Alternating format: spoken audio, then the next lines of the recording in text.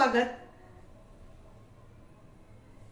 नमस्कार, स्वराज आर्टमध्ये आपल्या सर्वांचं खूप खूप खूप स्वागत। आज आपण बघूयात अतिशय चविष्ट अशा ढेमशाच्या भाजीची रेसिपी। टिंडा, ढेमशे, टेमशे अशा विविध नावांनी हे ओळखलं जातं। तुमच्याकडे या भाजीला काय म्हणतात ते देखील मला नक्की कळवा। चला तर मग बघूयात आता याची कृती। ढेमशाची भाजी बनवण्यासाठी सर्वप्रथम आपल्याला लागणार आहे पाव किलो ढेमशे। ढेमशे निवळताना नेहमी करता छोट्या आकाराची आणि अशी हिरवीगार छान नाजूक अशी ढेमशे निवडा। हे बघा, तुम्ही बघू शकता ह्या ढेमशावर छान असे बारीक काटेरी लव आहे, अगदी कोवळे असे हे ढेमशे आहे। अशाच प्रकारचे ढेमशे निवडा। सर्वप्रथम हलक्या हलक्या हाताने आपण याची साल काढून घेऊया। अगदी वर त्याची साल काढा। अर्धवट काढायची आहे, अगदी पूर्ण नाही काढली तरी चालेल।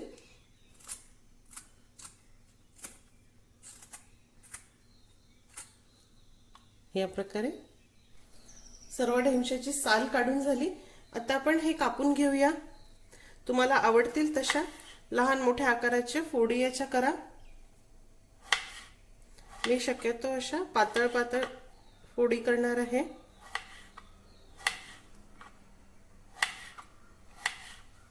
पातळ काप केले की मऊ शिजतात आणि लवकर देखील शिजतात। हे बघा, ढेमशे कापताना जर त्यामध्ये अशा मोठ्या बिया असतील तर त्या निवडून टाका, काढून टाका। ह्या बिया भाजीमध्ये कचकच लागतात। आपण असं कापत असतानाच ह्या बिया बरोबर बाहेर पडतात, त्या निवडून टाका।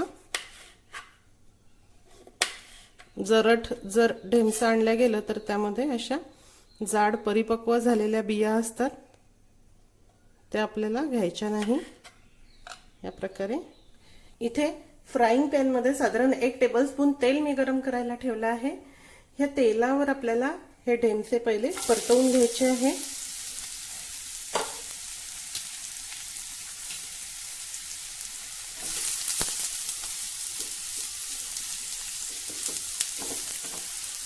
मध्यम गॅसवर हे ढेमशे व्यवस्थित आपण परतवून घेऊ।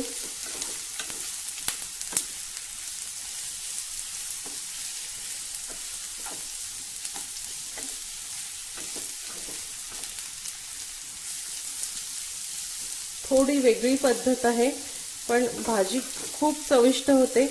ज्यांना ढेमशे आवडत नाही ते देखील खूप आवडीने ही भाजी खातात। हे बघा, हे ढेमशे व्यवस्थित परतवून झाले आहे, छान खमंग झाले आणि मऊ देखील झाले आहे। आता आपण गॅस बंद करूया।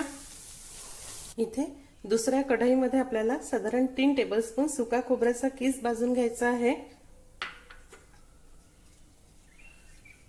मस्त खमंग तांबूस रंगावर आपल्याला हा भाजायचा आहे।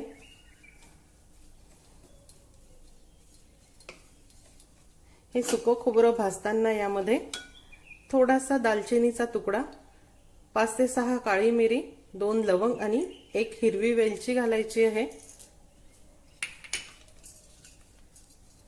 अर्धा टेबलस्पून धणे देखील घालणार आहे। हा ताजा मसाला आपल्याला भाजून घ्यायचा आहे, याची चव खूप छान येते। सुकं खोबरं आणि मसाले छान तांबूस रंगावर भाजून झाले, अगदी छान खमंग तांबूस हे भाजा। आता आपण हे काढून घेऊया। आता इथे मिक्सरच्या भांड्यामध्ये आपल्याला याची बारीक पूड करून घ्यायची आहे। हे बघा, खोबरं आणि मसाल्याची बारीक पूड झाली। आता यामध्ये साधारण 3 टेबलस्पून भाजलेले शेंगदाणे घालणार आहे आणि हे देखील थोडं यासोबत फिरवून घेणार आहे, थोडी पूड करणार आहे। तुम्ही बघू शकता सुकं खोबरं आणि शेंगदाण्याची मी या प्रकारे किंचित जाडसर अशी पूड केली आहे, अगदी फाईन नाही। शेंगदाणे असे थोडे जाडसर ठेवले आहे। इथे कढईमध्ये साधारण 2 टेबलस्पून तेल मी गरम करायला ठेवलं आहे। त्यामध्ये मोहरी घालूया, जिरं मोहरी तडतडली की 2 मध्यम आकाराचे कांदे आपल्याला घालायचे आहे।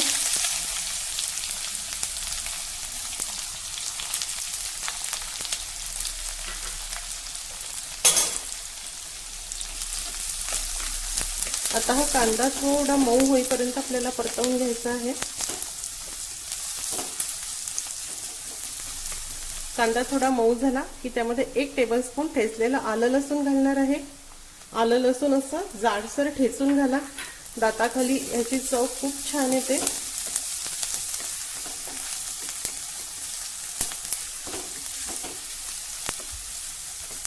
आता हे व्यवस्थित परतवून घेऊ. तुम्ही बघू शकता कांदा लसूण व्यवस्थित परतवून झाला, हलक्या तांबूस रंगाचं झालं. आता यामध्ये चिमूटभर हिंग घालणार आहे, थोडी हळद, चवीनुसार लाल तिखट घालूया.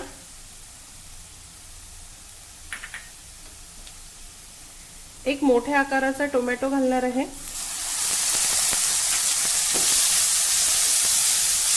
या टोमॅटो सोबत आता आपल्याला हे व्यवस्थित परतवायचं आहे.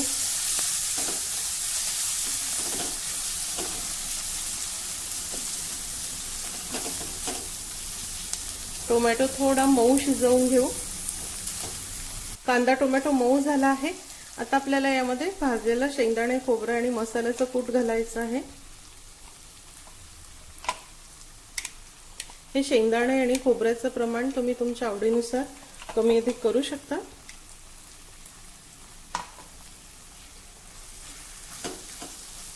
हे देखील अर्धा मिनिटासाठी यासोबत थोडं परतवून घेऊ.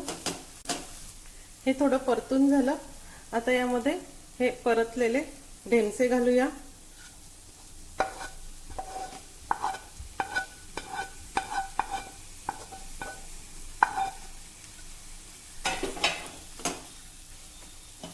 आणि आवश्यकतेनुसार गरम पाणी घालायचं आहे. तुम्हाला ही भाजी किती सैलसर किंवा किती दाटसर हवी त्यानुसार पाणी घाला. मी ही थोडी ग्रेव्ही सारखी ठेवणार आहे, म्हणजे खूप पातळ नाही पण खूप घट्ट देखील नाही. रस्सा भाजी मला नकोय.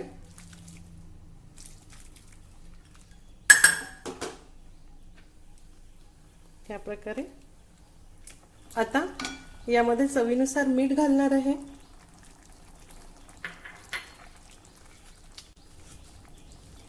यावर झाकण ठेवू आणि मंद गॅसवर 2 ते 3 मिनिट हे शिजवून घेऊ. ढेमसे असेही शिजलेले आहे. थोडंसं मसाल्याबरोबर आपल्याला अजून थोडे मऊ होईपर्यंत हे शिजवायचे आहेत. तुम्ही बघू शकता याला छान तर्री आली आहे आणि ढेमसे देखील मऊ झाले आहे. साधारण 4 ते 5 मिनिट लागलेत मला हे व्यवस्थित शिजवून घेण्यासाठी. आता आपण गॅस बंद करूया. सर्वात शेवटी कोथिंबीर. अतिशय चविष्ट आणि झणझणीत अशी ढेमशाची भाजी. ढेमशाच्या सुक्या भाजीची रेसिपी. ढेमशाची भाजी बनवण्यासाठी सर्वप्रथम आपल्याला लागणार आहे पाव किलो म्हणजेच 250 ग्रॅम ढेमशी. ढेमसं नेहमी करता अगदी नाजूक कोवळी आणि छोट्या आकाराची आणा. हे बघा अगदी ताजे असे ढेमसे आहे. जाड जरद ढेमशी घेतली की ती लवकर शिजत नाही. आता आपल्याला या ढेमसाचे अगदी पातळ असे काप करून घ्यायचे आहे. हे बघा या ढेमस्यामध्ये ह्या अशा बिया असतात. या बिया आपल्याला चाकूच्या साहाय्याने काढून टाकायच्या आहेत.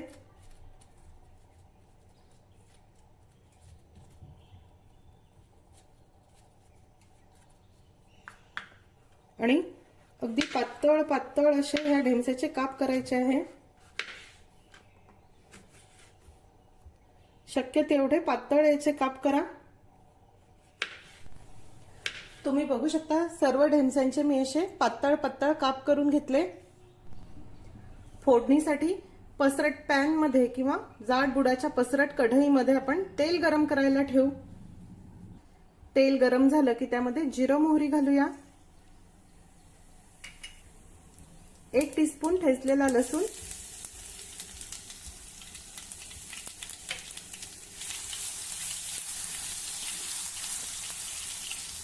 हा लसूण आपल्याला खूप तांबूस होईपर्यंत परतायचा नाही. थोडासा हलकासा तांबूस झाला की आता यामध्ये आपण थोडी हळद घालूया. चिमूटभर हिंग. गॅसची फ्लेम अगदी मंद करा आणि आता ही कापलेली ढेमसी घालू.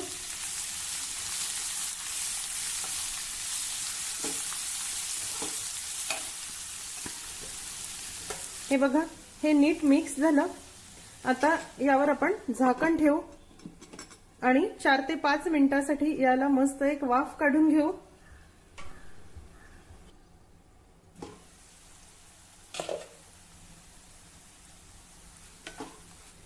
हे बघा, ही ढेमसी जरा मऊ झाली आहे.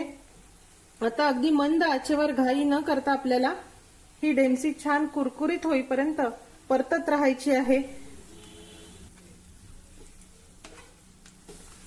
तुम्ही बघू शकता हे ढेमसे मस्त परतून झाले आहे, छान हलके झाले आणि ह्याचा रंग देखील बदलला. ह्याच प्रकारे मंद आचेवर आपल्याला ही परतायची आहे, म्हणजे ही भाजी अगदी छान खमंग होते.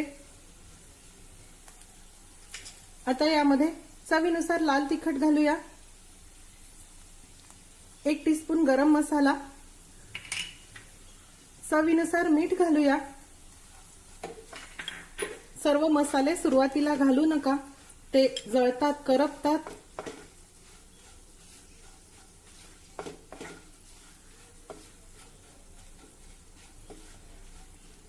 आणि सर्वात शेवटी यामध्ये 3 टेबलस्पून भाजलेला तिळाचा कूट घालणार आहे. तीळ अगदी मंद आचेवर खमंग भाजून घेतले आणि त्याचा असा कूट केला. तिळाच्या कुटाऐवजी तुम्ही शेंगदाण्याचा कूट देखील वापरू शकता, पण शक्यतो तिळाचा कूट वापरला की चव अधिक छान येते. आता मंद आचेवर फक्त 1 मिनिटासाठी हे या तव्यावर परतून घेऊ. झालंय हे परतून, तुम्ही बघू शकता छान मस्त खरपूस हे परतून झालं. आता आपण गॅसची फ्लेम बंद करू. सर्वात शेवटी कोथिंबीर,